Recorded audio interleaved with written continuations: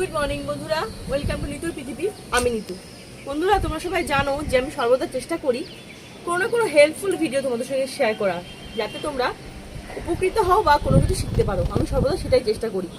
তো আজকে আমি তোমাদের জন্য নিয়ে এসেছি সেরকম একটা হেল্পফুল ভিডিও, যেটা এই সময় যে সময় আমরা পার করছি বা যে সিজন আমরা পার করছি সেই সময়টা আদর্শ জিনিস।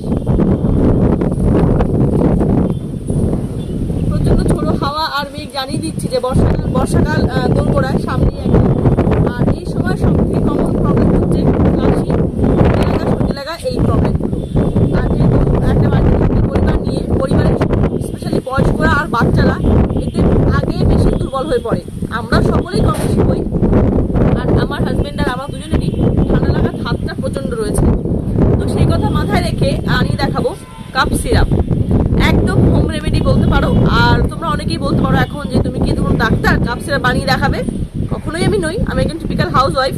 কিন্তু তোমরা এটাও জানো যে যখন আমাদের ঠান্ডা সর্দি লাগে তখন কিন্তু ডাক্তারের কাছে যাওয়ার আগে আমরা চেষ্টা করি মায়ের থেকে কোনো টিপস শুনে নেওয়ার, বা সেটা করলে কি হয়, বা মারা করে সবসময় করে দেন।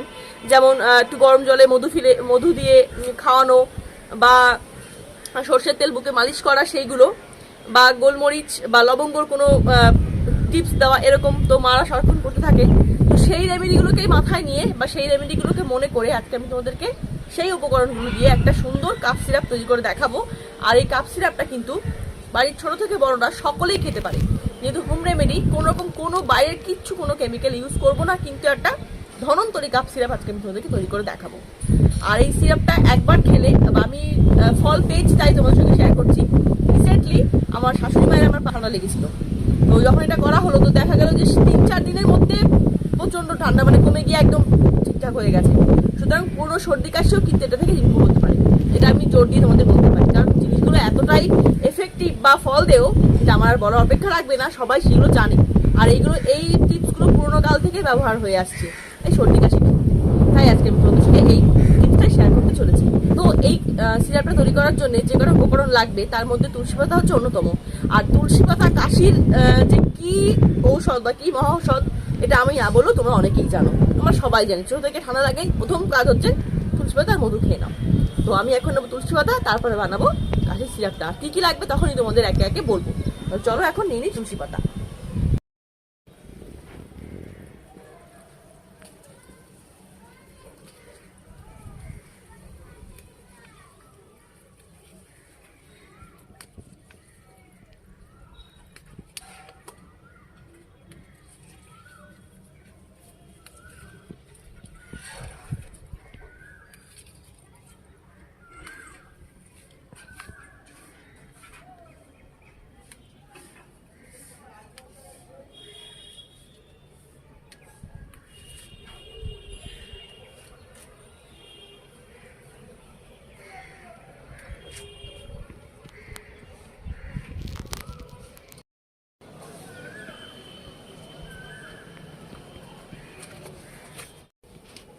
আর দেখো বন্ধুরা, এখানে রয়েছে বাসক পাতা গাছ, যেটাও কিন্তু কাশির একটা বা ঠান্ডা লাগার একটা ধনন্তরী ওষুধ। কিন্তু আজকে আমি এই বাসক পাতাটা স্কিপ করছি। আজকে আমি তৈরি করব রান্নাঘরে থাকা কয়েকটা জিনিস দিয়ে কাশির সিরাপ। আর বাসক পাতা দিয়ে তৈরি করা কাশির সিরাপ বা কোনো ড্রিঙ্ক আমি অবশ্যই শেয়ার করবো, সেটা অন্য কোনো একদিন।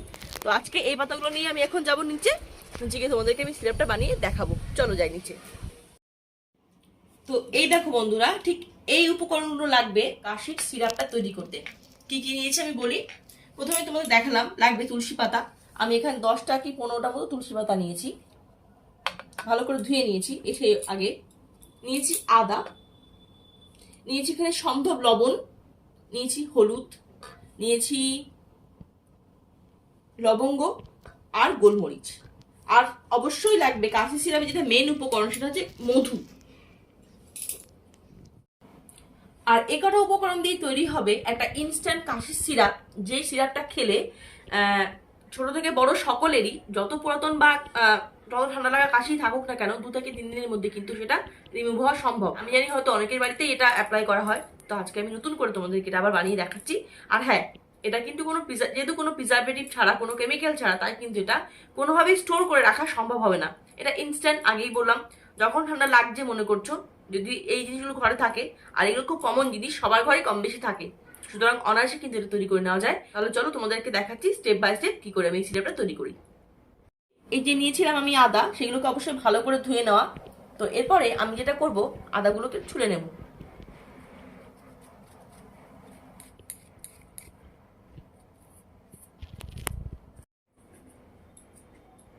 অনেকেই কিন্তু খোসা শুদ্ধই আদা ব্যবহার করে থাকেন, তো সেটা কিন্তু কোনো খারাপ কিছু নয়।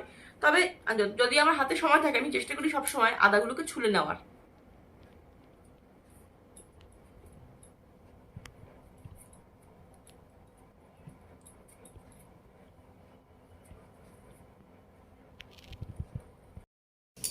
এবারে এই আদাগুলোকে আমি একটু গ্রেট করে নিচ্ছি।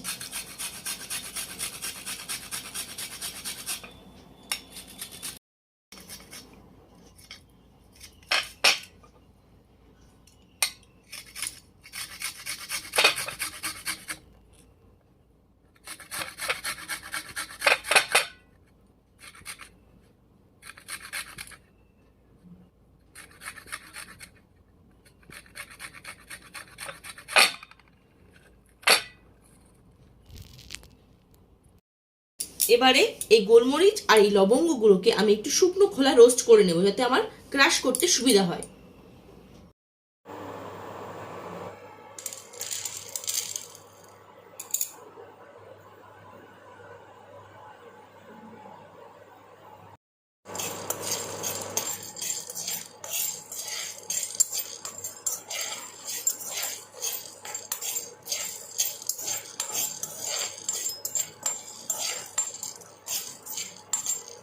তো দেখো রোস্ট করে নিয়ে আসলাম এই লবঙ্গ আর গোলমরিচগুলোকে। এবার এগুলোকে আমি একটা হামানদিস্তায় একটু গুঁড়ি করে নেবো বা একটু ক্রাশ করে নেবো।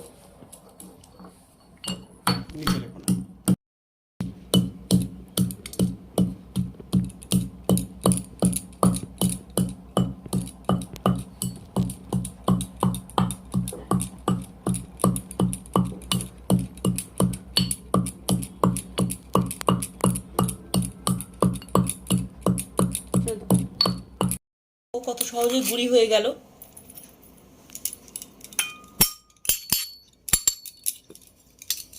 এবারে এই একই পাত্রে বা এই হামানদিস্তায় আমি এই কুচিয়ে নেওয়া বা গ্রেট করে নেওয়া আদা দিয়ে দিচ্ছি, আর দিয়ে দেবো এই তুলসী পাতাগুলো যেগুলো আমি উপর থেকে নিয়ে আসলাম সেগুলো।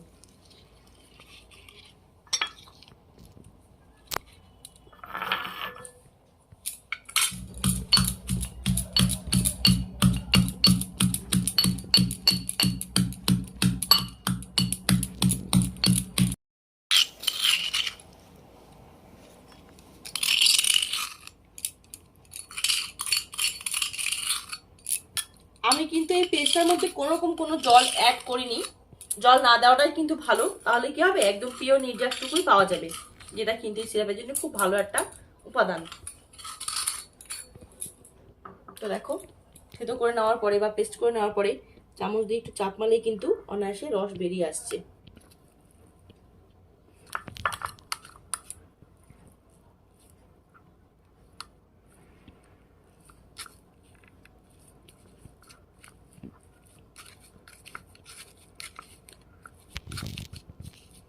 দেখো তুলসী আর আদার মিশ্রিত পিওর রস বা জুস বেরিয়ে গেছে। এবার যেটা করতে হবে, এই সমস্ত উপকরণগুলো আমি একত্রে মেশাতে থাকবো। আর হ্যাঁ, তোমাদের একটা কথা বলি, এই লবঙ্গ আর গোলমরিচের গুঁড়ো কিন্তু সহজে নষ্ট হয় না। তাই যদি মনে করো যে কারো বাড়িতে ঠান্ডার ধাত রয়েছে, তো সেক্ষেত্রে কিন্তু এটা একটু বেশি পরিমাণে তৈরি করে তোমার ঘরে স্টোর করতে পারো, কোনো প্রবলেম নেই। একটা এয়ারটাইট কন্টেনারে রেখে কিন্তু এটা স্টোর করা যায়। শুধু এই পাউডারটা, আর বাদ বাকি উপকরণগুলো কিন্তু নয়, ওইগুলো কিন্তু একসঙ্গে মিশিয়ে রাখা যাবে না। আমি বারবার করে একটা কথাই বলবো, এটা বানানোর পরে কিন্তু সিরাপটা স্টোর করা যাবে না। একদিন কি দুদিন খাওয়া যেতে পারে ব্যাস, তাহলে কিন্তু বেশি দিন স্টোর করা যাবে না, তার বেশি। কিন্তু এই গুঁড়োগুলো কিন্তু তুমি 2 মাস 6 মাস অনায়াসে স্টোর করতে পারো, কোনো অসুবিধা নেই। আর হ্যাঁ, এই সম্পূর্ণ গুঁড়োটা কিন্তু একবারে দেওয়া যাবে না, কারণ যেহেতু খুব স্ট্রং জিনিস, গোলমরিচের ফ্লেভারটাও ভীষণ স্ট্রং আর লবঙ্গর ফ্লেভারও ভীষণ স্ট্রং, তাই দিতে হবে কিন্তু 1 চুটকি বা 1 চিমটি, সামান্য একটুখানি। তো এবার যেটা করবো, এই দেখো তুলসীর এই আদার এই মিশ্রিত রসটার মধ্যে আমি একে একে অ্যাড করছি। দেখো একটুখানি 1 চিমটি সৈন্ধব লবণ, যেটা গলার খুসখুসানি বা গলার যখন অনেক কাস্তে কাস্তে গলা ছিঁড়ে যায় সেক্ষেত্রে কিন্তু এই লবণটা ভীষণ আরাম দেয়। তাই কিন্তু আমি এই লবণটাকেই চুজ করলাম এই কাশি সিরাপটার জন্যে। দিয়ে দিচ্ছি লবণটা, দিয়ে দিচ্ছি 1 চিমটে হলুদ। হলুদ হচ্ছে জীবাণুনাশক, তাই হলুদটা কিন্তু অবশ্যই প্রয়োজন। হলুদ কিন্তু অ্যান্টিবায়োটিক হিসেবেও কাজ করে, তাই কিন্তু হলুদটা এখানে অবশ্যই প্রয়োজন।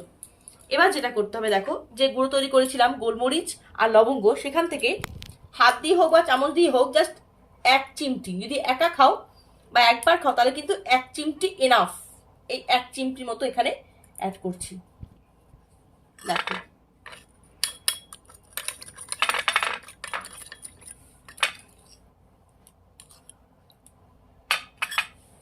আর যদি বাড়ির সবার জন্য তৈরি করতে চাও তাহলে কিন্তু সেখানে মানুষ হিসাবে সেইভাবে অ্যাড করবে। তো আমরা এখন 4 জনেই এটা খাবো, কারণ বর্ষার সিজন চলছে, বৃষ্টি লাগার সিজন চলছে, সবাই মিলে খাওয়া হবে। আমি এখানে 4 চিমটি মতো অ্যাড করলাম।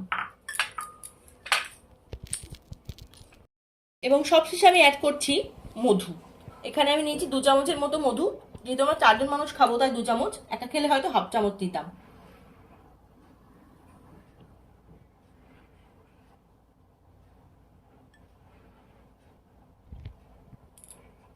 দিয়ে এই মিশ্রণটাকে ভালোভাবে মিশিয়ে নিতে হবে।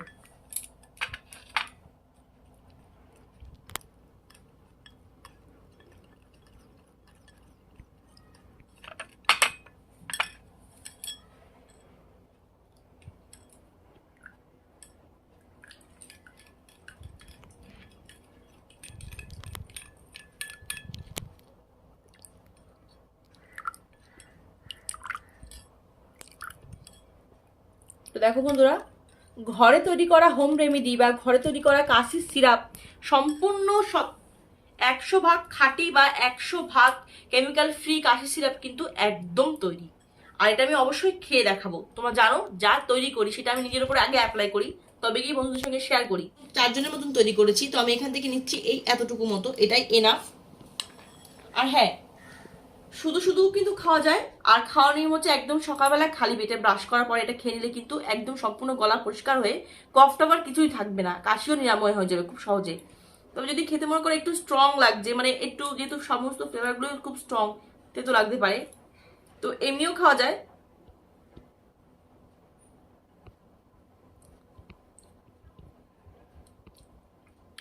কিন্তু মধু আছে, খুব একটা কষ্ট হচ্ছে না। আর যদি মনে করো খুব কষ্ট হচ্ছে তাহলে নিয়ে নিয়েছি আমি এখানে হাফ কাপের মতো উষ্ণ গরম জল। উষ্ণ মানে কিন্তু একদম উষ্ণই, জাস্ট একদম সামান্য উষ্ণ গরম জল, সেখানেও কিন্তু এখানে এটা অ্যাড করে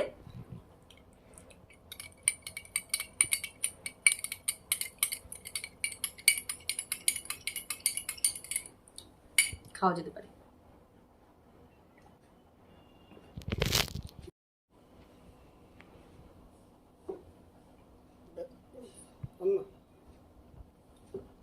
এভাবে কিন্তু খেলে কোনো কষ্টই হবে না, অথচ কিন্তু খুব সুন্দরভাবে এটা উপকারও পাওয়া যাবে, যেটা একদম ন্যাচারাল জিনিস দিয়ে তৈরি করা। তো বন্ধুরা দেখলে তো কত সহজে তৈরি করে নেওয়া যায় কাশির সিরাপ। চটজলদি দ্রুত কাশির থেকে আরাম পেতে বা মুক্তি পেতে কিন্তু তোমরা এই সিরাপটা অবশ্যই ট্রাই করে দেখো। আর সত্যি বলছি, আমি হয়তো প্রথম দিকে ভাবতাম যে সবকিছু যখন স্ট্রং ফ্লেভার নিচ্ছে হয়তো ফ্লেভারটা বা খেতে খুব কড়া লাগবে, কিন্তু না, মানে এত সুন্দর লাগলো খেতে। খুব একটা স্ট্রং বা খুব একটা তেতো বা তেমন কিছু নয়, অনায়াসে কিন্তু খাওয়া গেল। আর জাস্ট খাওয়ার পরে যেটা আমি ফিলিংসটা বলছি, মনে হচ্ছে এই জায়গাটা পুরো পরিষ্কার হয়ে গেল, ভেতরটা মানে ফ্রেশ লাগছে, খুব ভালো লাগছে। তো তোমরা কিন্তু অবশ্যই ট্রাই করতে পারো যদি কারো সর্দি বা এরকম কাশির প্রবলেম থাকে তাহলে। বর্তমান যে কোভিড সিচুয়েশন আমরা পার করছি, সেই সময় না একটা সামান্য জ্বর কাশি হলে একটা মানে না চাইলেও একটা মনে ভয় চলে আসে যে কি হলো, কোভিড হলো না তো, এরকম চিন্তা হয়। আর এখন তো যা মানে অবস্থা, সত্যি কথা চিন্তা হয় বলতে নিজের থেকেও চিন্তা হয় নিজের পরিবারের, যে আমার একার তো হবে না, হলে সমস্ত পরিবারের সঙ্গে মিলেমিশে আছে, সুতরাং সমস্ত পরিবারের হবে। তো সেক্ষেত্রে আমি বলবো সামান্য সর্দি কাশিতে যেমন এই সিরাপটা খেলে উপকার পাওয়া যাবে, ঠিক তেমনই যারা অলরেডি কোভিড পজিটিভ তারাও সমানভাবে উপকৃত হবে। সর্দি কাশি থাকলে সেটা কিন্তু অনায়াসে নিরাময় হয়ে যাবে যদি এই সিরাপটা তারা খায়। আর যাদের মনে করো কোভিড নেই, নর্মাল ঠান্ডা লেগেছে, তারাও কিন্তু এটা যদি খাও তারা তো অবশ্যই উপকার পাবে, কোনো অসুবিধা নেই। তো যেভাবে খাও না কেন, এটা কিন্তু সত্যি একটা ধন্বন্তরী উপকারী সিরাপ, যেটা দীর্ঘদিন প্রাচীনকাল থেকে ব্যবহার হয়ে আসছে যে জিনিসগুলো, আমি সেগুলো কাজে লাগিয়েই তৈরি করলাম আর ঘরেই তৈরি করলাম। আজকের মতো ভিডিও আমি এখানেই শেষ করছি, দেখা হবে নেক্সট ভিডিওতে। ততক্ষণ তোমরা সবাই খুব ভালো থেকো, সাবধানে থেকো, সুস্থ থেকো আর ঘরেই থেকো। চলো সকলকে টাটা।